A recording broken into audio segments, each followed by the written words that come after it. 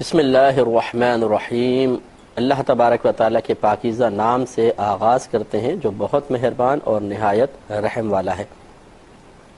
بخاری شریف کا درس چل رہا تھا اور 10ویں حدیث پر ہمارا کلام تھا۔ نبی کریم صلی اللہ علیہ وسلم سے اس حدیث کریمہ میں حضرت عبداللہ بن عمر فرماتے ہیں کہ ایک شخص نے سوال کیا تھا کہ یا رسول اللہ صلی اللہ علیہ وسلم، اسلام کی کون سی خصلت سب سے بہتر ہے؟ اس کے جواب میں نبی کریم صلی اللہ علیہ وسلم نے 2 اعمال کا تذکرہ فرمایا۔ پہلا فرمایا کہ بہترین خصلت یہ ہے کہ تم کھانا کھلاؤ، اور دوسرا فرمایا کہ سلام کو عام کرو، یعنی تم سلام کرو ہر اس شخص کو جس کو تم جانتے ہو یا نہیں جانتے ہو، سب کو سلام کرو۔ تو کھانا کھلانے کے بارے میں آپ کو عرض کیا تھا کہ ایک حدیث کا ظاہر ہوتا ہے، ایک اس کا باطنی پہلو ہوتا ہے۔ ایسے ہی ہر آیت کا ایک ظاہر ہوتا ہے، ایک باطن ہوتا ہے۔ ظاہری طور پہ تو نبی کریم صلی اللہ علیہ وسلم نے مطلقاً کلام فرمایا تم کھانا کھلاؤ۔ تو کھانا کس کو کھلائیں؟ اس میں تو مطلب اگر اس حدیث کے اطلاق کو دیکھیں، مطلق کے کوئی قید تو نہیں لگائی، جس مرضی کو کھلاؤ،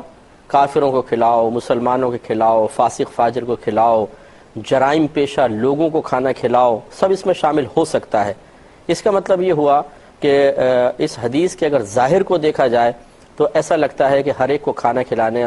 کھلانا اسلام کی بہترین خصلت ہے۔ لیکن جب ہم دیگر دلائل پر غور و تفکر کریں گے تو معلوم یہ ہوگا کہ مزاج شریعت یہ ہے ہی نہیں کہ گناہگار کو کھلا کر اتنا طاقتور کرو کہ وہ اللہ کی نافرمانی پر دلیر ہو، یا ایسے لوگوں کو کھانا کھلاؤ کہ وہ اس طاقت کو اسلام کے خلاف ہی استعمال کریں۔ اس لیے پھر میں نے آپ کو بتایا تھا کہ ترمذی کے اس حدیث پاک کو بنیاد بنا لیا جائے کہ نبی کریم صلی اللہ علیہ وسلم نے ارشاد فرمایا کہ تم پرہیزگار کو دوست بناؤ اور تمہارا کھانا پرہیزگار ہی کھائے۔ اسی طرح قرآن پاک کی اس آیت کو بھی اگر اس کے لیے ایک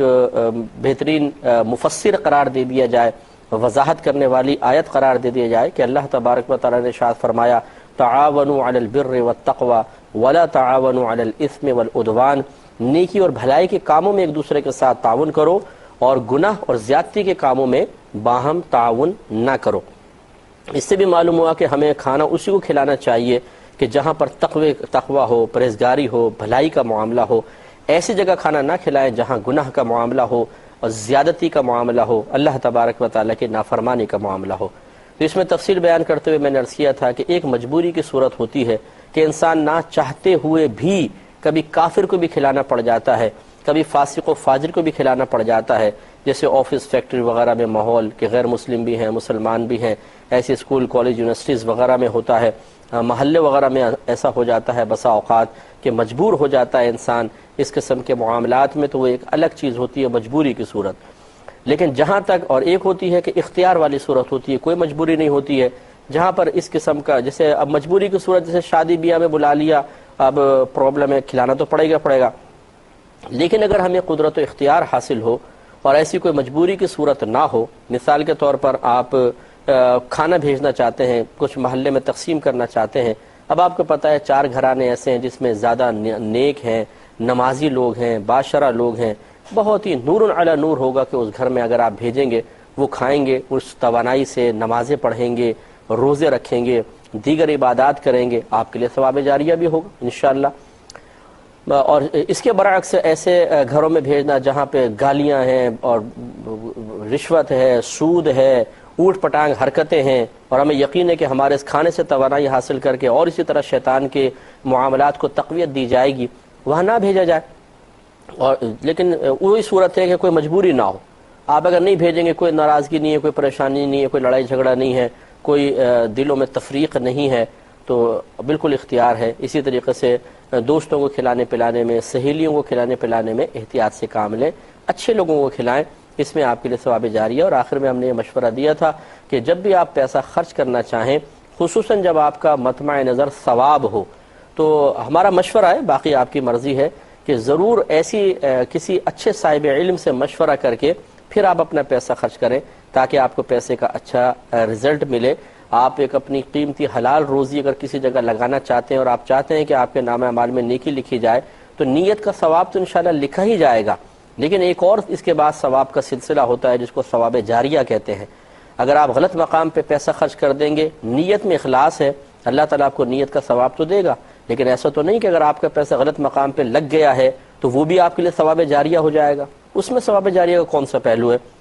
ہاں، اگر صحیح مقام پہ لگا اور ثواب جاریہ ہو گیا یہ بہت ہی اچھا ہے. دوسرا، ہمارے نبی کریم صلی اللہ علیہ وسلم نے ارشاد فرمایا کہ تقرأ السلام علی من عرفت ومن لم تعرف، اور تم سلام کرو ہر اس شخص کو جس کو تم پہچانتے ہو اور جس کو نہیں پہچانتے. اس میں حکمت یہ ہے کہ اس میں محبت بڑھتی ہے. جب انسان سلام کرتا ہے، پیار سے کسی کو دعا دیتا ہے تو اس شخص کا دل خوش ہوتا ہے. اور اس میں نبی کریم نے عموم رکھا ہے، اور عمومی سب سے بہتر ہے. دیکھیں، پہلے دور ایسا تھا، عموم سے مراد ہر ایک کو آپ سلام کریں. پہلے دور میں ایسا ہوتا تھا کہ علماء نے فاسق و فاجر کی تعظیم سے منع فرمایا تھا، اور اس تعظیم میں سلام میں پہل بھی تھی کہ اگر آپ کسی فاسق فاجر کو سلام کریں گے تو اس کی تعظیمی پہلو نکلے گا. لیکن اس میں حکمت کیا تھی؟ حکمت یہ تھی کہ مثال کے طور پہ پہلے مثال لے لیں کہ 90 نیک ہیں تو 10 گناہگار ہیں، 10 فاسق و فاجر ہیں. تو حکم یہ دیا کہ فاسقوں کی تعظیم نہ کریں تاکہ یہ 10 بھی شرمندہ ہو کر ان 100 میں شامل ہو جائیں. جب ان کو حقارت کا احساس ہوگا کہ ہم نے ان 100 سے، پہلے 100 تھے، ان سے ہم نکل کر 10 ایک طرف ہوئے، 90 ایک طرف ہیں، اور ہم نے اپنی غلط حرکات کی وجہ سے ان سے برکات حاصل کرنے سے محروم ہو گئے، ان کی صحبت سے محروم ہو گئے، تو ہو سکتا ہے کہ شرمندگی ہو اور ان میں شامل ہو کر 100% نیکی تقوی پرہیزگاری عام ہو جائے. اس میں اگر ایسا ہوتا اس زمانے میں کہ وہ 90 حضرات ان کو سلام کرتے، ان کو تحفے دیتے، ان کی تعظیم کرتے، تو یقینی سی بات ہے کہ گناہ کرنے والا سوچتا گیا ان کے ساتھ تھے تب بھی یہ تعظیم تھی، ہٹ گئے کیا فرق پڑا. تو اس طریقے سے پھر ان 90 جو باقی بچے تھے ان میں بھی ہو سکتا ہے ترغیب پیدا ہوتی کہ یار پھر اتنا سختی اپنے شدت کرنے کا فائدہ کیا ہے، کون سا کوئی نقصان ہو رہا ہے، جیسے یہ فاسق و فاجر بنے ان کی تعظیم ہو رہی ہے، ہم بھی ایسے ہو جاتے ہیں. لیکن جب ہتک آمیز سلوک دیکھتے، ایک ذلت والا معاملہ دیکھتے تو ڈرتے کہ نہیں ادھر جانا خطرناک ہے، بھائی نیک بن کے رہو زیادہ اچھا ہے. تو یہ اس زمانے میں حکمتیں تھیں کہ فاسق و فاجر کی تعظیم سے منع کیا گیا تاکہ وہ اپنے فسق و فجور میں دلیر نہ ہو جائے اور دوسروں کو ان کی طرف جانے میں ترغیب حاصل نہ ہو. پھر دور بدل گیا اور بالکل معاملہ جسٹ اپوزٹ ہو گیا کہ 10 اگر کہیں نیک نظر آئیں گے تو 90 آپ کو گناہ گار نظر آئیں گے. اب اگر یہ 10 نیک یہ سوچیں کہ ان کی تعظیم نہ کرو تاکہ ان کو شرمندگی اور ہم 10 میں شامل ہو جائیں، تو میرے خیال میں ایسا نہیں ہوگا. یہی وجہ ہے کہ اگر آپ فاسق و فاجر کو سلام نہ کریں، وہ کہتا ہے سلام کرو کرو نہ کرو نہ کرو، کوئی پرواہ کی بات نہیں ہے. اگر آپ کسی فاسق کی تعظیم کے لیے کھڑا نہ ہو، اس کو اپنے فسق پر شرم نہیں آئے گی، بلکہ وہ آپ سے الٹا ناراض ہو جائے گا اور بلکہ یہ کہے گا یار تم داڑھی والے ہو کر ایسا کر رہے ہو، سنت رسول تو یہ ہے کہ سلام کیا جائے، سنت رسول تو یہ ہے کہ دوسرے مسلمان بھائی کی تعظیم کی جائے اور آپ میری تعظیم نہیں کر رہے ہو. جہالت کا دور تو یہ ہے، تو اور ایسا معاملہ ہے جہالت کا. تو ایسی صورت میں اب فاسق و فاجر کی اگر اس لیے تعظیم نہ کی جائے کہ شاید نیکی کی طرف مائل ہو جائے تو میرے خیال میں یہ بے وقوفی کی سی بات ہے. اب صورتحال یہ ہونی چاہیے کہ اس حدیث کی روشنی میں اس حکمت کو اختیار کریں کہ جو گناہگار ہے، فاسق ہے، فاجر ہے، اسے پیار سے، محبت سے، اسے اپنائیت کا احساس دلا کر نیکی کی طرف مائل کریں، نہ کہ جھڑک کر، حقارت والا سلوک کر کے، نظر انداز کر کے. کیونکہ اب وہ دور نہیں ہے کہ آپ کے حقیرانہ انداز سے، آپ کے جھڑکنے سے، آپ کے کسی کو نگلیکٹ کرنے سے سامنے والا نیکی کی طرف آ جائے. اس کے لیے اب بہترین طریقہ یہ ہے کہ آپ سلام کریں. مثلا کوئی بھی ہو، داڑھی والا ہے، بغیر داڑھی والا ہے، نیک ہے، پرہیزگار ہے، گناہگار ہے، سلام کریں گے تو اس سے محبت بڑھے گی. بلکہ آپ یہ دیکھیے اگر بالفضل آپ مسجد کی طرف جا رہے ہیں اور روڈ پہ بہت سارے فاسق و فاجر کھڑے ہوئے ہیں، لڑکے ہیں، آوارہ گرد قسم کے لوگ ہیں، باتیں کر رہے ہیں، کچھ چائے کے ہوٹل پہ بیٹھا ہے کچھ، آپ اگر السلام علیکم کہہ کر بغیر رکے چلتے جائیں گے تو وہ ایک لمحے کے لیے رک کر سلام کا جواب بھی دیں گے اور ان کے دل میں ایک محبت بیدار ہوگی. یہ بہت اچھے آدمی ہیں، دیکھو یہ داڑھی والا لڑکا بہت اچھا ہے، یہ حضرت بہت اچھے ہیں. جب مسجد کی طرف جاتے ہیں ہمیں سلام کرتے ہیں تو ایک دل میں محبت بیدار ہوگی، اپنائیت کا احساس ہوگا، پیار بڑھے گا، اور ہو سکتا ہے یہ چیز انہیں آپ کی طرف مائل کرے یا ایسے نیک شخص کی طرف مائل کرے اور پھر آہستہ آہستہ وہ مسجد تک بھی آ جائے. تو اس لیے اس دور میں اسی حکمت کو اختیار کرنا چاہیے کہ سلام کو عام کریں. وہ ہمارے خصوصاً نوجوان بھائی اور بہن جو نئے نئے دین کی طرف مائل ہوتے ہیں اور زیادہ تیزی کے ساتھ وہ دین کو اختیار کرتے ہیں، یعنی جلدی جلدی اپنے عمل کو بدل لیتے ہیں، اپنے ظاہری سانچے کو اچھے سانچے میں ڈھال لیتے ہیں، ان میں بعض اوقات یہ اعتدال کا وصف نہیں رہتا ہے. وہ اپنے خاندان کے بڑوں کو بعض اوقات سلام کرنا چھوڑ دیتے ہیں، بولتے ہیں یہ چچا ہیں جو ہمارے ماموں ہیں، یہ فاسق فاجر، ہم کیوں سلام کریں؟ ان کی تعظیم کرنا، فاسق فاجر کی تعظیم کرنا منع ہے. یہ حکمت کے خلاف ہے. آپ اگر دین کی طرف آتے ہیں یا کسی دینی ماحول سے وابستہ ہوتے ہیں اور پھر آپ داڑھی رکھنے کے بعد، نمازی بننے کے بعد اس طرح بڑوں کو سلام نہیں کریں گے ان کے فسق و فجور کو دیکھ کر، تو ان کے دل میں ایک منفی تصور پیدا ہوگا اور وہ کہیں گے کہ دیکھو داڑھی رکھ کر بھی ہمیں سلام نہیں کر رہا، یہ نمازیں پڑھتے ہیں لیکن دین پر خود عمل نہیں کرتے کہ ہمیں سلام نہیں کر رہے. اب آپ ان کو کب تک مسئلہ سمجھائیں گے؟ اس لیے حکمت اسی میں یہی ہے کہ سلام کو عام کیا جائے، محبت کو عام کریں. جب آپ سلام کریں گے خاندان کے بڑے بھی کہیں گے بڑا فرما بردار، بہت اچھا بچہ ہے ماشاءاللہ، پہلے تو ہمیں دیکھ کے سلام نہیں کرتا تھا، بھاگ جاتا تھا، کبھی کیا نہیں کیا، لیکن جب سے یہ نمازی بنا ہے، جب سے اس نے داڑھی رکھی ہے، یا کوئی بچی ہے جس نے نمازی بن گئی، پردہ کرنا شروع کیا، تو تعریفیں ہی ہوں گی کہ بہت اچھے بچے ہیں. تو اسی طریقے سے پھر ان کے دل میں ترغیب پیدا ہوگی کہ ہم اپنے بچوں کو بھی دین کی طرف مائل کریں. اس کے برعکس اگر ہم اپنے بڑوں کو دیکھ کر یہ سوچ کر کہ جی یہ فاسق و فاجر ہیں، ان کی تعظیم ہی نہ کریں، جیسے بعض بچے ہوتے ہیں کہ ایسے تھوڑا سے نیکی کرنا شروع ہوئے، اب گھر میں مہمان آئے ان کے پاس نہیں بیٹھیں گے، بس دیکھ کر دور سے دیکھا اور دوسرے کمرے میں نکل گئے منہ پھیر کر. اور وہی بس ایک خلاف حکمت سوچ کہ ان فاسق و فاجروں کے پاس بیٹھ کر ہم کیا کریں، ان کی تعظیم کرنی پڑے گی، ان کو سلام کرنا پڑے گا، ان کی عزت کرنی پڑے گی، اس لیے ہم دوسری طرف نکل گئے. نہیں، آپ کو جا کے بیٹھنا چاہیے، ان کو وقت دینا چاہیے، اس طرح اچھے اور پیارے سے انداز سے اپنے آپ کو پیش کرنا چاہیے کہ جب وہ یہاں سے اٹھیں تو آپ کے بارے میں بہت اچھی خوشگوار یادیں لے کر اٹھیں، اور اپنے گھر جا کے جب وہ آپ کے بارے میں تبصرہ آرائی کریں تو وہ کہیں کہ نہیں بھی فلاں کا بچہ جو ہے نا ماشاءاللہ بہت اچھا ہے، کہ اتنی ہماری تعظیم کرتا ہے، پیار کرتا ہے، محبت دیتا ہے اور دوسرے معاملات. اور پھر وہ اپنے بچوں کو بھی مائل کریں گے. اگر ہم ایسا نہیں کریں اور اٹھ کے ان کو سلام نہ کریں، ان کے پاس نہ بیٹھیں، تو لازم بات ہے وہ کہیں گے نہیں بھائی ہم اپنے بچوں کو مولوی نہیں بنائیں گے، یہ تو ایسے ہی ہو جاتا ہے. تو اس لیے اب خلاف حکمت تھوڑا سا قدم جو ہے وہ ہمیں وہ دین کو بدنام کرنے کا سبب بنے گا، دین سے لوگوں کو متنفر کرنے کا سبب بنے گا. تو اس لیے اس حدیث پاک پر عمل کرتے ہوئے ہمیں چاہیے کہ سلام عام کریں. ہاں یہ ضرور ہے کہ بالفرض اگر آپ مہمانوں کے پاس، میں وضاحت اس لیے کر رہا ہوں کہ تھوڑا سا اس میں یہ وضاحت ضروری ہے کہ بعض اوقات کچھ بچے مصروف ہوتے ہیں، ان کے کام زیادہ ہوتے ہیں، وہ مہمانوں کے پاس بیٹھ نہیں سکتے ہیں، زیادہ وقت نہیں دے سکتے ہیں اور ان کو جانا ہوتا ہے. تو اب ایسی صورت میں اگر وہ بالکل نہیں بیٹھتے تو ناراضگی کا اندیشہ ہوتا ہے، اور اگر بیٹھتے ہیں تو بعض اوقات بڑا لمبا ٹائم وہاں بیٹھنا پڑ جاتا ہے، باتیں شروع ہو جاتی ہیں اور اس سے ان کو کوفت ہوتی ہے، الٹی سیدھی باتیں ہوتی ہیں بسا اوقات. تو اس میں حکمت یہ ہونی چاہیے کہ آپ جائیں، بیٹھیں، ملیں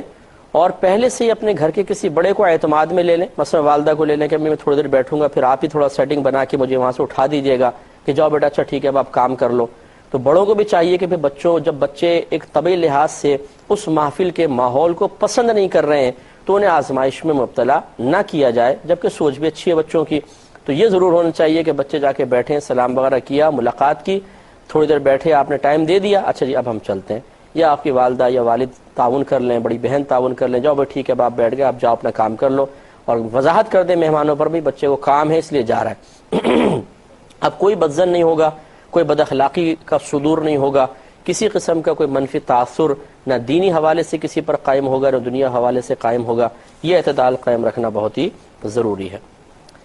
نیکسٹ حدیث لیتے ہیں، 11ویں حدیث ہے، باب من الایمان ان یحب لاخیہ ما یحب لنفسہ. امام بخاری رحمۃ اللہ علیہ نے ایک باب قائم کیا ہے کہ یہ چیز ایمان سے ہے کہ مسلمان بھائی اپنے بھائی کے لیے وہی پسند کرے جو اپنی ذات کے لیے پسند کرتا ہے. اس کے تحت امام بخاری رحمۃ اللہ علیہ حضرت انس رضی اللہ تعالیٰ عنہ سے مروی ایک حدیث پاک لے کر آئے ہیں کہ نبی کریم صلی اللہ علیہ وسلم نے ارشاد فرمایا کہ لا یؤمن احدکم، تم میں سے کوئی ایک کامل مومن نہیں ہو سکتا، حتی تحب لاخیہ، یہاں تک حتی یحب لاخیہ، یہاں تک کہ وہ اپنے مسلمان بھائی کے لیے وہی پسند کرے ما یحب لنفسہ، جو وہ اپنی ذات کے لیے پسند کرتا ہے. تو اس میں اب یہ حدیث پاک بہت ہی نفیس حدیث پاک ہے. یہ نبی کریم صلی اللہ علیہ وسلم کے کلام کو کہتے ہیں جوامع الکلم. جوامع الکلم، جوامع الکلم سے مراد وہ کلمات ہوتے ہیں جو مقدار کے اعتبار سے بہت مختصر لیکن معانی، مفہوم اور نکات و لطائف کے اعتبار سے بڑی وسعت رکھتے ہیں، جس کو آپ یوں کہہ سکتے ہیں محاورتاً کہ جیسے کوزے میں سمندر کو بند کرنا۔ تو ہمارے نبی کریم صلی اللہ علیہ وسلم نے اس ایک حدیث پاک میں اس معاشرے کے، اگر میں یہ دعویٰ کروں کہ 80% برائیوں کا حل اس میں پیش کر دیا ہے، 80% خرابیوں کو ختم کرنے کا نسخہ دے دیا ہے، تو یہ بیجا نہیں ہوگا، بشرطے کہ ہم اس کو اپنائیں۔ تو سرکار نے فرمایا کہ تمہارا ایمان گویا کہ اس وقت تک کامل نہیں ہو سکتا جب تک تم اپنے مسلمان بھائی کے لیے وہی پسند نہ کرو جو اپنے لیے کرتے ہو۔ تو اب اس کی روشنی میں ہمیں بھی اپنا محاسبہ کرنا چاہیے، اور نبی کریم صلی اللہ علیہ وسلم کے اس فرمان عالی شان کی روشنی میں اپنے ایمان کو کاملیت کی طرف لانے کی اخلاص کے ساتھ سعی کرنی چاہیے کہ ہم یہ سوچیں کہ کیا یہ میں اس کے مطابق عمل کر رہا ہوں یا نہیں کر رہا ہوں۔ لیکن اس سے پہلے تھوڑا سا اس کو سمجھنا ہوگا کہ دیکھیں ایک معاملہ ایسا ہوتا ہے کہ جس میں جو چیز بعض اوقات ایسا ہوتا ہے کہ کچھ چیزیں نیکی اور گناہ سے تعلق رکھتی ہیں، اچھائی برائی سے تعلق رکھتی ہیں، اچھے اخلاق برے اخلاق سے تعلق رکھتی ہیں۔ یہ اگر امور ہیں، ان میں یہی حدیث پاک ہوگی کہ جو چیز تم اپنے لیے پسند کرو وہی اپنے مسلمان بھائی کے لیے پسند کرو تو تمہارا ایمان کامل ہو جائے گا۔ یعنی حقوق کے معاملات آپ لے لیں، نیکی بدی کے معاملات لے لیں، اچھے اخلاق یا برے اخلاق کا معاملہ لے لیں، یہ سب اس حدیث پاک کے تحت آئیں گے۔ اس کے علاوہ جو اضافی اشیاء ہیں ان میں یہ قاعدہ قانون جاری نہیں ہوگا۔ وضاحت میں عرض کر دیتا ہوں، مثال کے طور پر ہم اس کو لے لیتے ہیں، پہلے حقوق کا معاملہ ہے، نیکی بدی کا معاملہ، گناہوں ثواب کا معاملہ اور اچھائی برائی کا معاملہ ہے، اچھے اخلاق برے اخلاق کا معاملہ ہے، تو اس پر یہ حدیث پاک کے تحت آئے گا۔ مثال کے طور پر میں اگر چاہتا ہوں کہ لوگ میرے حقوق پورے کریں، میں اس کو پسند کرتا ہوں، تو پھر مجھے دوسروں کے لیے بھی پسند کرنا ہوگا کہ میں ان کے حقوق پورے کروں، تو ایمان کامل ہو جائے گا۔ میں چاہتا ہوں کہ کوئی میری غیبت نہ کرے، تو پھر مجھے دوسرے کے لیے بھی پسند کرنا چاہیے کہ اس کی بھی غیبت نہ ہو یا میں اس کی غیبت نہ کروں۔ اسی طریقے سے اس کا مفہوم مخالف لے لیں کہ جو چیز آپ اپنے لیے پسند کرتے ہیں دوسرے کے لیے پسند کریں، جو اپنے لیے ناپسند کرتے ہیں وہ دوسرے کے لیے بھی ناپسند کریں۔ اسی طرح تھوڑی سی وسعت لے کر جو اپنوں کے لیے پسند کرتے ہیں وہ دوسروں کے متعلقین کے لیے بھی پسند کریں، جو اپنے کے لیے پسند نہیں کرتے وہ دوسرے کے لیے پسند نہ کریں۔ اس کو یوں سمجھ لیجئے مثال کے طور پر کہ ایک ساس صاحبہ اپنی بہو کے لیے بعض اوقات کچھ چیزیں پسند نہیں کر رہی ہوتی لیکن اپنی بیٹی کے لیے پسند کر رہی ہوتی ہیں۔ مثال کے طور پر اگر ماں یہ دیکھتی ہے کہ بیٹا بہو کے لیے کچھ لے کر آ رہا ہے، کچھ پھول وغیرہ لے آیا، زیور لے آیا، اسے گھمانے کے لیے لے گیا، کپڑے وغیرہ بنوا کر دے دیے، تو والدہ کو تشویش پیدا ہو جاتی ہے کہ یہ، اور بول بھی دیتی ہیں بعض اوقات، بھئی اس نے تو ایسا کچھ جادو کر دیا ہے میرے بیٹے پر، چیزیں لا لا کے دیتا ہے، غلام بن گیا ہے، جیسا اشارہ کرتی ہے رات کے 2 بجے بھی اشارہ کر دے تو باہر جا کے سوپ لینے نکل جاتا ہے، سوپ لا کر دے دیتا ہے۔ تو اس سے تو میرے بیٹے کو اپنے بس جادو ٹونے کر کر کے تعویذات کر کر کے اپنے قابو میں کر لیا۔ ایک طرف یہ صورتحال ہے۔ اگلے دن اگر بیٹی آ کر یہ بتائے، امی جان میرے شوہر بہت ہی اچھے ہیں، مجھے پکنک پہ لے کر جاتے ہیں اور کپڑے بنا کر دیتے ہیں، زیور بنا کر دیتے ہیں، اگر میں رات کو 2 بجے بھی کہہ دوں نا تو اٹھ کے سوپ لے کر آتے ہیں، بہت اچھے ہیں، تو اب ماں کیا کہے گی؟ اے اللہ تیرا بڑا شکر ہے، ایسا داماد سب کو عطا فرما، تو نے میری بیٹی کو کتنے آرام سے رکھا ہوا ہے، اللہ تعالیٰ اس کو اور خوشیاں عطا فرما۔ تو جب بیٹی کا شوہر یہ تمام کام کر رہا ہو تو کوئی حرج نہیں کیونکہ اپنی ہے، اور اپنے دوسرے کی بیٹی کا شوہر یعنی اپنا بیٹا ایسا کر رہا ہو تو برا محسوس ہونے لگ جاتا ہے، دل تنگ ہونے لگ جاتا ہے، یہ غلط چیز ہے۔ اگر ہر ساس اپنی بہو کو بیٹی کی نظر سے دیکھے اور ہر بہو اپنی ساس کو ماں کی نظر سے دیکھے، یعنی کہ میری ماں ہے بالکل اس طرح دیکھے، تو کبھی بھی خرابی پیدا نہ ہو۔ لیکن وہی معاملہ ہے کہ اپنوں کے لیے کچھ اور پسند کرتے ہیں، دوسروں کے لیے کچھ اور پسند کرتے ہیں، اور اس سے ایمان کبھی کامل نہیں ہوگا۔ انشاءاللہ اس پر سلسلہ کلام اگلے پروگرام میں بھی جاری رکھیں گے۔ اللہ تعالی ہمیں عمل کی توفیق عطا فرمائے، آمین۔ وآخر دعوانا ان الحمدللہ رب العالمین۔